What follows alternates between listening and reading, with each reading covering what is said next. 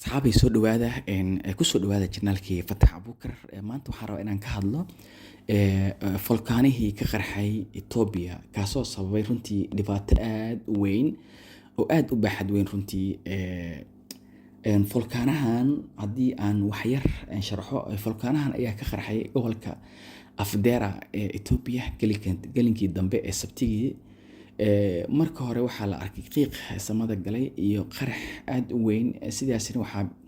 sheegay Professor Atli Ayele oo ah madaxa cilmi baarista hawada sare iyo xidigaha ee jaamacadda Finfini xogta dayax gacmeedka waxay muujinaysaa in volkaanaha uu ka qarxay meel 10 kilomitir koonfur kaga beegan Fantali qaraxa volkaanaha waxa uu socday ilaa galabtii oo dhan iyadoo dambastuna ay gaartay 13716 mitir qaraxa volkaanaha ma uusan sababin dhul gariir sida uu sheegay Atli oo intaas ku daray inaysan jirin wax cadeynaya in la diiwaan geliyay cabirka heerka uu gaarsiisnaa volkaanaha noocan oo kale wuxuu qarxaa marka xoogga dhulka uu sababo inuu kor u qaado cadaadiska cadaadis ayaa ka jiray dhulka hoostiisa kaas ayaa kasoo dhex baxay dhagaxa oo kor u soo baxay awoodda dhulka hoostiisa ayaa si xoog leh kusoo jabisay dhagaxaanta oo kor u soo baxday markaan waxay samaysay dhawaaq xoogan marka taasaana keenaysa in volkaanaha oo dhaco waxay dhibaato ku tahay marka caafimaadka dadka iyo xoolaha qiiqa iyo dambasta hawada socda ee kor u soo baxay oo gaaray ilaa meel sare intii uu socday volkaanahan ayaa keenay in dhul dheer uu gaaro waxaana la sheegayaa in qiiqa ka soo baxay volkaanahaas marka uu samada gaaro uu sii aadi karo dalalka Sacuudi Carabiya iyo Yemen sida lagu arkay qariirada muujinaysa dambasta volkaanaha iyo heerka ay gaarsiisan tahay ayaa muujinaysa in dhinaca Djibouti iyo Yemen uu u socday waxaa sidoo kale laga baqayaa in ilaa Cumaan uu gaaro dambasta ka soo baxda qaraxa volkaanaha waxa uu ka sameysmaa waxyaabo badan oo keeni kara bini'aadamka dhibaatooyin caafimaad ku keeni kara sidoo kalena waxay dambasta volkaanaha dhibaato caafimaad u geysan kartaa xoolaha si kastaba ha ahaatee waxyeelada ma ahan mid runtii xadidan marka la eego ilaa inta ay duufaantu socon karto iyo goobta uu ka qarxay volkaanaha oo ah mid aad u sareysa goobta uu volkaanaha ka qarxay waa dhul sare maadaama aysan dad iyo xoolo u dhaweyn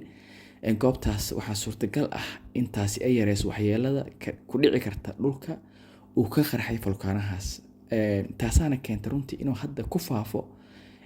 ilaa xataa Aasiya dhexe la joojiyo duulimaadyadii sida Hindiya iyo Pakistan iyo runtii ay duulimaadyadii hakiyeen taasaana runtii keenayso in volkaanahan oo meesha uu ka dhacay uusan wax saameyn ku yeelan laakiin qiiqa iyo dambasta iyo boorka uu fido qoraal ka soo baxay xafiiska caafimaadka gobolka Canfarta ayaa lagu sheegay in dadka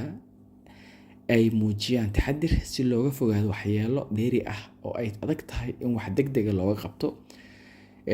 waa in la taxadiraa maadaama dambasta iyo qiiqa wada socda ay ka mid yihiin volkaanaha markii uu qarxay ay keeni karto dhibaato caafimaad volkaanahan waxa uu ka qarxay degmada Afdari ee gobolka Kilberti Rasu sida ay sheegeen xafiiska caafimaadka gobolka oo intaas ku daray in qiiqa iyo dambasta volkaanaha ay gaartay jiha kasto marka uu qarxo volkaanaha waxaa suurtagal ah in waxyeelo u geysto kaabayaasha waxaana jira in qiiq sun ah uu soo daayo runtii xafiiska waxa uu sheegay in dadka deegaanka inay afka aysan ka xirtaan ilaa in daqiiqa iyo dambasta ka dhalatay volkaanaha ay meesha ka baxayso xafiiska caafimaadka gobolka Canfarta waxay goobta geeyeen shaqaale caafimaad oo xirfad leh si looga hortago dhibaatooyin hor leh oo ka dhasho halkaas marka runtii volkaanahan wax sahlan maahan mana ahan markii u horeysay ee gobolka ka qarxo volkaano goobta uu ka qarxay ayaa ka mid ah meelaha ugu kulul adduunka qaabka uu u qarxo volkaanahana waxa uu kala duwan yahay tusaale